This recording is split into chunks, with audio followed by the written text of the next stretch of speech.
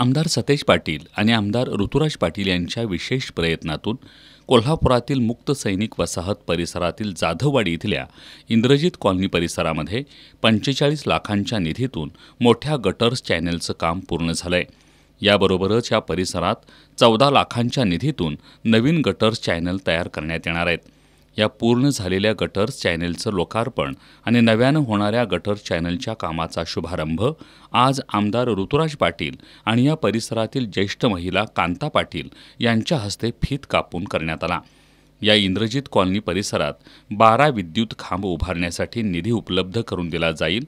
सध्या सत्ता नसल्यामुळे निधीबाबत मर्यादा येत आहेत, मात्र त्यातूनही मार्ग काढून या परिसरातील ओपन स्पेस, कब्जापट्टी, मिळकतधारकांचे विषय अशी सर्व कामं मार्गी लावली जातील, अशी ग्वाही यावेळी बोलताना आमदार ऋतुराज पाटील यांनी दिली। कोल्हापूर शहर उपनगरीय भाग तसंच दक्षिण मतदारसंघामध्ये आमदार सतेज पाटील यांच्या माध्यमातून सुमारे 40 कोटींची विकास कामं मंजूर केली होती।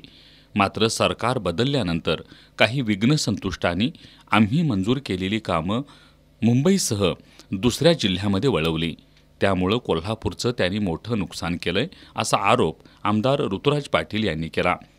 आपण सर्वांनी असाच एकोपा कायमस्वरूपी टिकवून विकास कामं करूया, असंही त्यांनी सांगितलं।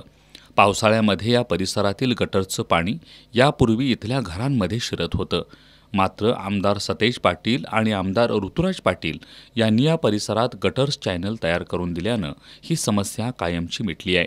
त्यामुळे या परिसरातील नागरिकांच्या वतीनं विजय राणे यांनी कृतज्ञता व्यक्त करून आभार मानले। यावेळी राजू टकरे, विजय राणे, संतोष रेडेकर, सागर तहसीलदार, प्रकाश छेडा, राजेंद्र कोळी, रजनीकांत कोथमिरे, इंद्रजित कॉलनी मंडळाचे अध्यक्ष अक्षय चिले, ओंकार माळी, अमोल कोले, सोहन कांबळे, पवन शिंदे, अभिलाष चिले, रणजित चिले यांच्यासह नागरिक मोठ्या संख्येनं उपस्थित होते।